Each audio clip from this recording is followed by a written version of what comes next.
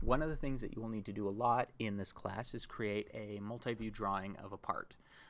The word drawing throws a lot of people off because we're used to associating that word with, like, I'm going to draw a cartoon or whatever. But in engineering, a drawing is simply any kind of image that delivers information, and a multi-view drawing is the best way to do that. So I have the train stack here that I'm going to create a drawing of.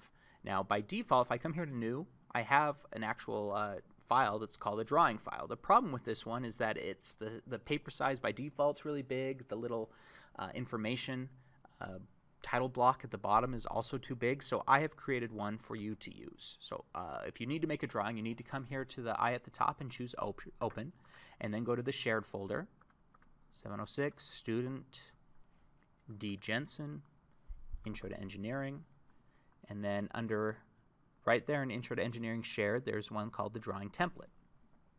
And that'll pull up this little box here. Now at the bottom, you'll see that there is a title block that already has some information in there.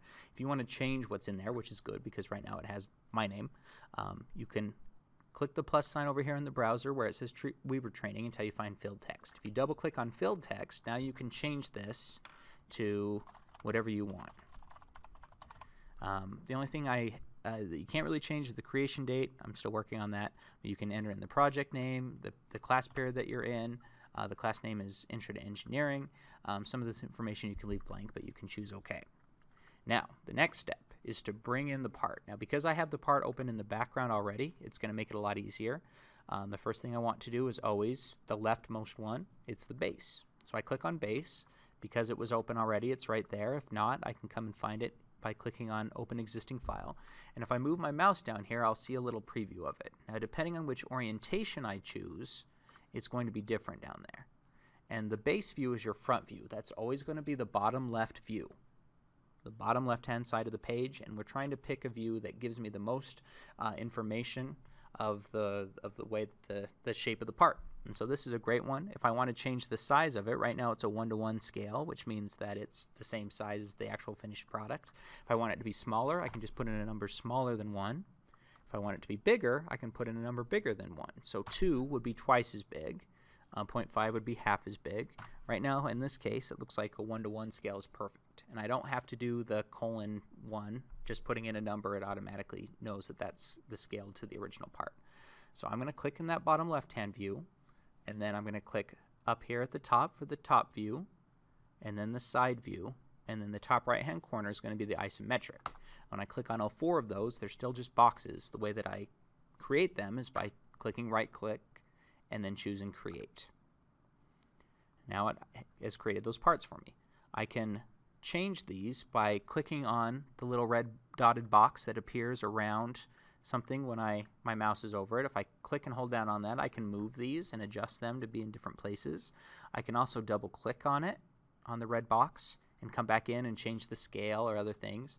With this isometric view, what I always want to do is double click on it, on the red box, and choose Shaded right here. Because that isometric, we don't dimension it, it's just there for show, to make it look nice, to let people see how it'll look in 3 dimensions. Now I can go through the process of dimensioning. Now that is under Annotation. I can annotate, that's just adding words to images, or I can press D. D will also give me the dimension, and it's much like it is when we are creating the initial sketch. I just click on a line to get the dimension of the line, or if I click between 2 lines, that'll give me the distance between those. And you'll see that it'll click at certain points, it'll like lock into place. Those are the correct distances for the dimensions, and it's not always the best thing to use, but you can assume that that is where Inventor would want you to put it, so that might not be a bad idea. So I'm going to drag it out a little bit more. This little screen pops up. This just allows me to type in additional stuff. I don't like it to keep popping up, so I uncheck this little edit dimension when created. And now the next time I make one, it's not going to pop that little window up. And so now I can go through the process of dimensioning it. I'm going to do the best I can with that.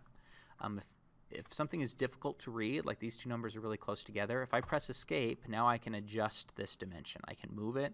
I can slide the numbers up and down. Notice that all 3 of my dimensions are starting at the same datum point. This is called datum dimensioning. And then I can come in here, and if I just click on